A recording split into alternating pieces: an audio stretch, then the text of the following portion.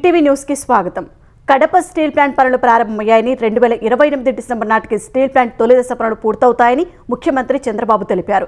Kadapa steel plant వస్తే జమ్మలమడుగు ప్రాంతం అభివృద్ధి అవుతుందని స్పష్టం చేశారు. జమ్మలమడుగులో ఈ నెల పింఛన్ల పంపిణీ ప్రారంభించిన చంద్రబాబు దేశంలో ఎక్కువ పింఛన్లు ఇచ్చే రాష్ట్రం ఆంధ్రప్రదేశ్ మాత్రమే అని తెలిపారు. ఈ విషయంలో ఏపీ తర్వాత తెలంగాణ, కేరళ ఉన్నాయన్నారు. ఏపీలో 5 ఏళ్ల పాటు విధ్వంసం చేశారని, కేంద్ర పథకాలు నిలిపేశారని ధ్వజమెత్తారు. తల్లికి వందనం హామీ నిలబెట్టుకున్నామని, 7 పిల్లలున్నా ఇచ్చామన్నారు. గండికోటను ఆకర్షణీయ ప్రాంతంగా తీర్చిదిద్దుతామని, శ్రీకృష్ణదేవరాయ విగ్రహం ఏర్పాటు చేస్తామన్నారు. గోదావరి నుంచి ప్రతి సంవత్సరం 2000 టీఎంసీల నీరు సముద్రంలోకి పోతున్నాయని, వృధాగా పోయే నీటిని తెలుగు రాష్ట్రాలు వాడుకోవాలని సూచించారు. ఆ నీరు వాడుకుంటే రాష్ట్రంలో కరువు అనే మాటే ఉండదన్నారు. ఇదే సమయంలో జగన్ నెల్లూరు పర్యటనపై విమర్శలు చేసిన చంద్రబాబు మహిళలపై అసభ్య వ్యాఖ్యలు చేసిన వారిని పరామర్శించడం దారుణమని వ్యాఖ్యానించారు. అలాంటి వారు రాజకీయాలకు అవసరమా అని ప్రశ్నించారు. నెల్లూరుకి వెళ్లారు, వెళితే తప్పులేదు. ఒక గౌరవప్రదమైనటువంటి ప్రశాంత్ రెడ్డి, ప్రభాకర్ రెడ్డి గారి సతీమణి ఎమ్మెల్యే, ఆవిడ క్యారెక్టర్ గురించి ఇష్టానుసారంగా నోరు బారేసుకున్న వ్యక్తిని మందలించాల్సింది పోయి నేరుగా అక్కడికి వెళ్ళి ఆయన ఇంకా రెచ్చగొట్టు, నువ్వు తిట్టు, ఆడవాళ్లపైన ఆంబోతుగా మాట్లాడు, నేనున్నానని చెప్పే ధైర్యం వచ్చిందంటే ఈ ఆడబిడ్డలను అడుగుతున్నా, ఇలాంటి దుర్మార్గులు రాజకీయాల్లో ఉండాలనా అని మిమ్మల్ని అడుగుతున్నా. ఆడబిడ్డలందరినీ ఒక నాయకుడిగా నేనున్నాను. మా పార్టీలో ఎవరైనా తప్పు చేస్తే ఖండించాలి, కట్టడి చేయాలి, అవసరమైతే వాళ్ళ మీద కఠిన చర్య తీసుకోవాలి. అప్పుడే అందరూ భయపడతారు. నేను కూడా ప్రోత్సహిస్తే ఇంకా వాళ్ళకు అడ్డు ఆపు ఉండదు, ఇష్టానుసారం చేస్తారు. ఆంధ్రప్రదేశ్లో చేనేత కార్మికులకు కూటమి ప్రభుత్వం శుభవార్త చెప్పింది. జాతీయ చేనేత దినోత్సవానికి వారం ముందే ఉచిత విద్యుత్ పథకం అమలుకు ముఖ్యమంత్రి చంద్రబాబు ఆమోదం తెలిపారు. ఇవాల్టి నుంచే చేనేతలకు ఉచిత విద్యుత్ అమలుకు సీఎం గ్రీన్ సిగ్నల్ ఇచ్చారు. మగ్గాలకు 200 యూనిట్లు, మరమగ్గాలకు 500 యూనిట్ల వరకు ఉచిత విద్యుత్ ఇవ్వనున్నట్టు తెలిపారు. నేతన్నల ఉచిత విద్యుత్ పథకానికి 125 కోట్ల రూపాయలు వ్యయమవుతుందని ప్రభుత్వం అంచనా వేసింది. ఈ పథకంతో 50,000 మగ్గాలు, 15,000 మరమగ్గాలు ఉన్న కుటుంబాలకు లబ్ధి చేకూరుతుందని వివరించింది. మాజీ సీఎం జగన్ తన హయాంలో రైతులను మోసం చేశారని ముఖ్యమంత్రి చంద్రబాబు అన్నారు. రైతు భరోసా పేరుతో వంచన చేశారని సీఎం మండిపడ్డారు. కేంద్రం ఇచ్చేదానికి అదనంగా కలిపి 20,000 రూపాయలను కూటమి ప్రభుత్వం రైతుల ఖాతాలో వేయనున్నట్లు స్పష్టం చేశారు. ఇందులో రాష్ట్ర ప్రభుత్వం 14,000, కేంద్రం 6,000 రూపాయలు ఇస్తాయని తెలిపారు. రేపు అన్నదాత సుఖీభవ పథకం ప్రారంభించి మొదటి విడత ఒక్కో రైతుకు 7,000 చొప్పున జమ చేస్తామని చెప్పారు. ఇందులో రాష్ట్ర వాటా 5,000, కేంద్ర వాటా 2,000 ఉంటుందన్నారు. ఏపీలో మొత్తం 46,85,838 మంది రైతులకు లబ్ధి కలుగుతుందని వివరించారు. అన్నదాత సుఖీభవ పథకం కోసం 2,343 కోట్లు విడుదల చేశామన్నారు. కేంద్రం 831 కోట్లు ఇస్తోందన్నారు. అర్హులైన రైతుల పేర్లు లబ్ధిదారుల జాబితాలో పేరు లేకపోతే 155251 టోల్ ఫ్రీ నంబర్కు ఫోన్ చేసి ఫిర్యాదు చేయవచ్చని చంద్రబాబు తెలిపారు. అన్నదాత సుఖీభవ, మహిళలకు ఉచిత బస్సు ప్రయాణంపై పార్టీ శ్రేణులతో టెలికాన్ఫరెన్స్ నిర్వహించిన చంద్రబాబు ఈ 2 కార్యక్రమాల్లో పార్టీ నేతలు, కార్యకర్తలందరూ పాల్గొనాలని దిశానిర్దేశం చేశారు. కూటమి ప్రభుత్వం చేసే ప్రతి విషయాన్ని ప్రజలకు మరింతగా తీసుకెళ్లాలని పార్టీ శ్రేణులకు సూచించారు. తనకు కార్యకర్తలే ముఖ్యమన్న చంద్రబాబు కష్టపడి పనిచేసిన వారికి త్వరలోనే పదవులు ఇవ్వనున్నట్లు తెలిపారు.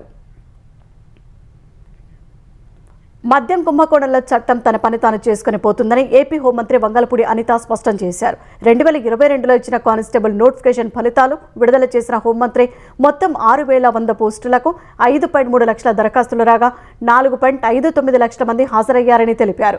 ఫైనల్స్కి 33,921 మంది అర్హత పొందారని వివరించారు. మొత్తం 6,100 పోస్టులకు ఎంపికైన అభ్యర్థులకు సెప్టెంబర్లో శిక్షణ ప్రారంభించి 9 నెలల్లో పోస్టింగ్ ఇస్తామని వెల్లడించారు. ఏపీలో శాంతి భద్రతల సమస్య ఉందని చెప్పే ప్రయత్నం చేస్తున్న జగన్ అలాంటి పరిస్థితులను ఆయనే సృష్టిస్తున్నారని ధ్వజమెత్తారు. 5 ఏళ్లు ఏపీలో ఎమర్జెన్సీ పరిస్థితులు జగన్ కల్పించారని దుయ్యబట్టారు.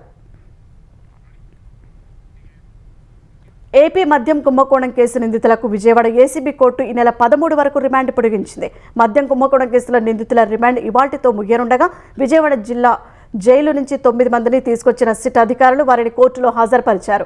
రాజమండ్రి జైలులో రిమాండ్లో ఉన్న వైసీపీ ఎంపీ మిథున్ రెడ్డి, గుంటూరు జిల్లా జైలులో రిమాండ్లో ఉన్న బాలాజీ కుమార్ యాదవ్, నవీన్ కృష్ణలను కూడా అధికారులు కోర్టులో హాజరుపరిచారు. మద్యం కేసులో ఇప్పటి వరకు 12 మంది నిందితులను సిట్ అధికారులు అరెస్టు చేశారు. వారందరికీ విజయవాడ ఏసీబీ కోర్టు రిమాండ్ పొడిగించింది. అబద్ధాల ప్రాతిపదికన రాజకీయాలు చేస్తే ఎక్కువ కాలం నిలవవని ముఖ్యమంత్రి రేవంత్ రెడ్డి అన్నారు. ఓ పత్రిక దశాబ్ది ఉత్సవాలలో ముఖ్య అతిథిగా పాల్గొన్న రేవంత్ రెడ్డి కొన్ని రాజకీయ పార్టీల మద్దతుతో జర్నలిజం ముసుగులో అరాచకం చేసేవారని గుర్తించాల్సిన అవసరం ఉందన్నారు. రాజకీయ నాయకుల స్వార్థం కోసం జర్నలిస్టులు విశ్వసనీయత కోల్పోతున్నారని తెలిపారు. చిత్తశుద్ధితో పనిచేసేవారని ప్రజలు విశ్వసిస్తారని రేవంత్ రెడ్డి స్పష్టం చేశారు. నిజమైన జర్నలిస్టు ఒకవైపు, జర్నలిజం ముసుగులో అరాచకం చేసే వాళ్ళని ఇంకొక వైపుకు నెట్టాల్సిన అవసరం ఉంది. అది జరగకపోతే పత్రికలకు ప్రసార సాధనాలే కాదు, తెలంగాణ సమాజానికి, దేశం యొక్క భద్రతకే ప్రమాదకరంగా తయారయ్యే పరిస్థితులు ఉన్నాయి. నేను చాలాసార్లు ప్రైవేట్ సంభాషణలలో చెప్తా ఉంటా, నేను నిజం చెప్పకపోయినా సరే కానీ నేను అబద్ధం చెప్పను అని. కానీ నేను ఎప్పుడు కూడా నా ఏ ఉపన్యాసమైనా, ఏ విశ్లేషణ అయినా, ఏ సందర్భం వచ్చినా రేవంత్ రెడ్డి ఈ అబద్ధం చెప్పిండని ఇప్పటి వరకు ఎవరు నన్ను విశ్లేషించలేదు. నిజం అనేది ఒక భాగం. నేను రాజకీయాలకు వచ్చినప్పుడు నేను స్పష్టంగా నిర్ణయించుకున్నా, అబద్ధాల ప్రాతిపదిక మీదన, అబద్ధాల పునాదుల మీద మన రాజకీయ భవిష్యత్తును నిర్మించుకుంటే అది ఏదో ఒక రోజు కూలుతుంది. దిగిపోయిన నాయకుడు మాత్రం చెప్పేవన్నీ అబద్ధాలే, నిజాలుగా భ్రమలు కల్పించేంత గొప్పగా అబద్ధాలని చెప్పగలిగిన నాయకుడు. యాదాద్రి థర్మల్ పవర్ ప్లాంట్లో 800 మెగావాట్ల విద్యుత్ ఉత్పత్తి సామర్థ్యం కలిగిన మొదటి యూనిట్ను జాతికి అంకితం చేశారు. శాసనమండలి చైర్మన్ గుత్తా సుఖేందర్ రెడ్డి, ఉప ముఖ్యమంత్రి భట్టే విక్రమార్క, మంత్రులు ఉత్తమ్ కుమార్ రెడ్డి, కోమటిరెడ్డి వెంకటరెడ్డి, అడ్లూరి లక్ష్మణ్ కుమార్ యాదాద్రి థర్మల్ పవర్ ప్లాంట్లో మొదటి యూనిట్ను ప్రారంభించారు. అక్కడే ఇంటిగ్రేటెడ్ టౌన్షిప్ నిర్మాణానికి శంకుస్థాపన చేశారు. నల్గొండ జిల్లా దామరచెల్ల మండలం వీర్లపాలెంలో 4000 మెగావాట్ల సామర్థ్యం కలిగిన యాదాద్రి థర్మల్ పవర్ ప్లాంట్ నిర్మాణాన్ని గత ప్రభుత్వం చేపట్టింది. 2017లో పనులు మొదలుపెట్టగా ఒక్కోటి 800 మెగావాట్లు కలిగిన 5 యూనిట్లను తెలంగాణ జెన్కో నిర్మిస్తోంది. థర్మల్ పవర్ ప్లాంట్లోని 2వ యూనిట్ను గత ఏడాది డిసెంబర్ 7న సీఎం రేవంత్ రెడ్డి ప్రారంభించారు. వచ్చే డిసెంబర్ నాటికి YTPS మిగిలిన 3 యూనిట్లను పూర్తి చేసి జనవరి నుంచి ఉత్పత్తి ప్రారంభిస్తామని ప్రారంభోత్సవం తర్వాత ఇంధన శాఖ బాధ్యతలు చూస్తున్న భట్టి తెలిపారు. గత ప్రభుత్వ నిర్లక్ష్యం వల్ల ఈ ప్రాజెక్టు వ్యయం 30,000 కోట్ల రూపాయల నుంచి 36,000 కోట్లకు పెరిగిందని ఆయన ఆరోపించారు. ముఖ్యమంత్రి రేవంత్ రెడ్డి మరోసారి ఢిల్లీ వెళ్లనున్నారు. ఈ రాత్రి ఆయన ఢిల్లీ వెళ్లనున్నారు. రేపు ఉదయం 11 గంటలకు ఢిల్లీలోని విజయ్ భవన్లో జరగనున్న ఏఐసీసీ వార్షిక కాంక్లేవ్లో రేవంత్ రెడ్డి పాల్గొంటారని పార్టీ వర్గాలు చెబుతున్నాయి. ఈ కాంక్లేవ్ ముగిసిన తర్వాత రేపు సాయంత్రం రేవంత్ రెడ్డి తిరిగి హైదరాబాద్ వస్తారని తెలుస్తోంది. బనకచెల్ల ప్రాజెక్టును బలవంతంగా కట్టేందుకు ఏపీ ప్రభుత్వం ప్రయత్నిస్తున్నా కేంద్రం, తెలంగాణ కాంగ్రెస్ ప్రభుత్వ పెద్దలు నోరు మెదపడం లేదని మాజీ మంత్రి హరీష్ రావు విమర్శించారు. బనకచెల్ల కట్టి తీరుతామని ఏపీ మంత్రి లోకేష్ అంటుంటే తెలంగాణ సీఎం ఎందుకు నోరు విప్పడం లేదని ప్రశ్నించారు. ఇరు ప్రభుత్వాలు లోపాయికారి ఒప్పందం చేసుకున్నందునే ఏపీ ప్రభుత్వం అంత ధైర్యంగా కనిపిస్తోందని ఆరోపించారు. నీరు ఉంది కదా అని సాగునీటి జలాలపై అవగాహన లేకుండా లోకేష్ మాట్లాడటం తగదని, నీరు ఉంటే గోదావరి, బనకచెల్ల DPRను కేంద్రం ఎందుకు తిప్పి పంపిందని ప్రశ్నించారు. సముద్రంలో నీళ్లు కలుస్తాయని అంటున్న నేతలు తెలంగాణలో 968 TMCలకు లోబడి కడుతున్న ప్రాజెక్టులకు ఎందుకు అడ్డుపడుతున్నారని ప్రశ్నించారు. గతంలో కాళేశ్వరం ప్రాజెక్టుకు అనుమతులు నిలిపివేయాలని ఏపీ సీఎం చంద్రబాబు 7 సార్లు లేఖలు రాశారని గుర్తు చేశారు. ట్రైబ్యునల్ ప్రకారం సాగర్ ఎగువన 157 TMCల నీరు ఇవ్వాలని, మిగిలిన నీటిపై కేంద్ర సంస్థలు లెక్కలు తేల్చిన తర్వాతే ముందుకెళ్లాలని చెప్పారు. అవసరమైతే బీఆర్ఎస్ తరపున సుప్రీంకోర్టుకు వెళ్లైనా బనకచెల్ల ప్రాజెక్టును అడ్డుకుంటామని హరీష్ రావు తెలిపారు. కేంద్ర మంత్రి నితిన్ గడ్కరీ రేపు ఆంధ్రప్రదేశ్లో పర్యటించనున్నారు. ముఖ్యమంత్రి చంద్రబాబుతో కలిసి పలు అభివృద్ధి కార్యక్రమాలకు ఆయన శంకుస్థాపనలు చేస్తారు. రేపు మధ్యాహ్నం విజయవాడ CK కన్వెన్షన్లో నిర్వహించే కార్యక్రమంలో దాదాపు 5,000 కోట్లతో చేపట్టే 29 జాతీయ రహదారుల పనులకు శంకుస్థాపనలు చేస్తారు. తెలంగాణలో సంచలనం సృష్టించిన గొర్రెల పంపిణీ పథకం కుంభకోణంలో 1,000 కోట్ల రూపాయలపైన అక్రమాలు జరిగినట్లు ఈడీ గుర్తించింది. ఈ మేరకు మాజీ మంత్రి తలసాని శ్రీనివాస్ యాదవ్, మాజీ OSD కళ్యాణ్ ఇంట్లో 2 రోజులుగా సోదాలు జరిపిన ఈడీ 200లకు పైగా బ్యాంకు ఖాతాలకు చెందిన పాస్ పుస్తకాలు స్వాధీనం చేసుకుంది. 31 సెల్ ఫోన్లు, 20 సిమ్ కార్డులు కూడా ఈడీ స్వాధీనం చేసుకుంది. 200 బ్యాంకు ఖాతాలను బెట్టింగ్ అప్లికేషన్లలో ఉపయోగించినట్లు ఈడీ గుర్తించింది. గొర్రెల పంపిణీ పథకంలో లబ్ధిదారులకు వెళ్లాల్సిన నిధులు ప్రైవేటు వ్యక్తుల ఖాతాలకు వెళ్లినట్లు గుర్తించింది.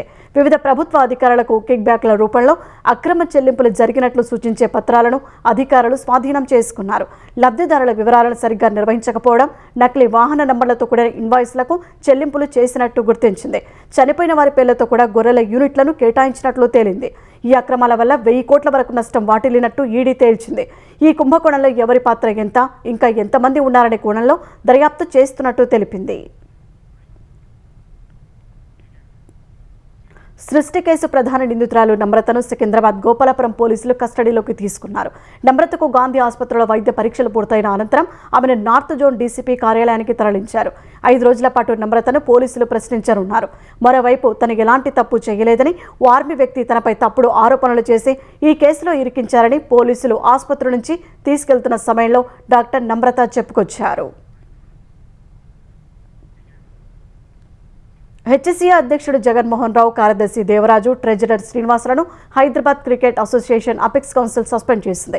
ఈ మేరకు ఉత్తర్వులు జారీ చేసింది. హెచ్సీఏ సర్వసభ్య సమావేశంలో ఈ నిర్ణయం తీసుకున్నట్లు ప్రకటించింది. హైదరాబాద్ క్రికెట్ అసోసియేషన్లో అక్రమాలు సహా నిధులు, అధికార దుర్వినియోగం ఆరోపణలపై సిఐడి ఈడీ దర్యాప్తు చేస్తున్నందున వారిని సస్పెండ్ చేస్తున్నట్లు ప్రకటించింది. ఇటీవల హెచ్సీఏ బాధ్యతలు జస్టిస్ నవీన్ రావుకు అప్పగిస్తూ హైకోర్టు ఉత్తర్వులు జారీ చేసింది. ఈ సస్పెన్షన్పై జస్టిస్ నవీన్ రావు ఆమోదం ఉందో లేదో తెలియాల్సి ఉంది. తిరుమలలో శ్రీవారి టికెట్ల దర్శన వేళల మార్పు అమల్లోకి వచ్చింది. గతంలో ఆఫ్లైన్ ద్వారా శ్రీవారి టికెట్లు పొందిన భక్తులను ఉదయం 10 గంటలకు దర్శనానికి అనుమతించేవారు. అయితే వసతి గదుల కేటాయింపులో తలెత్తుతున్న ఇబ్బందులు దృష్టిలో ఉంచుకొని శ్రీవారి టికెట్ల దర్శన వేళల్ని సాయంత్రం 4:30కు మార్చింది. ఆగస్టు 15 వరకు ప్రయోగాత్మకంగా ఈ విధానాన్ని అమలు చేయనున్నారు. శ్రీవారి టికెట్ల విక్రయ కేంద్రాన్ని టీటీడీ అదనపు ఈవో వెంకయ్య చౌదరి పరిశీలించారు. అక్కడి వసతులపై అధికారులకు పలు సూచనలు చేశారు. వృద్ధులకు ప్రత్యేక క్యూలైన్ ఏర్పాటు చేయాలని ఆదేశించారు. ఉపరాష్ట్రపతి ఎన్నికకు భారత ఎన్నికల సంఘం ఈసీ షెడ్యూల్ విడుదల చేసింది. సెప్టెంబర్ 9న ఉపరాష్ట్రపతి ఎన్నికకు పోలింగ్, కౌంటింగ్ నిర్వహించనున్నట్లు పేర్కొంది. సెప్టెంబర్ 9న ఉదయం 10 నుంచి సాయంత్రం 5 వరకు పోలింగ్ నిర్వహించనున్నట్లు వెల్లడించింది. ఉపరాష్ట్రపతి ఎన్నికకు ఈ నెల 7న నోటిఫికేషన్ను విడుదల చేయనుంది. ఆగస్టు 21 వరకు నామినేషన్లు సమర్పించేందుకు గడువు ఉంటుందని ఈసీ ప్రకటించింది. ఆగస్టు 22న నామినేషన్ల పరిశీలన చేపడతారు. ఆగస్టు 25 వరకు నామినేషన్ల ఉపసంహరణకు గడువు ఇచ్చారు. పార్లమెంటు సమావేశాల వేళ జగదీప్ ధన్ఖడ్ అనూహ్యంగా ఉపరాష్ట్రపతి పదవికి రాజీనామా చేయడంతో ఈ ఎన్నిక అనివార్యమైంది. అత్యాచారం కేసులో జేడీఎస్ అధినేత దేవేగౌడ మనవడు, కర్ణాటక మాజీ ఎంపీ ప్రజ్వల్ రేవణ్ణను న్యాయస్థానం దోషిగా తేల్చింది.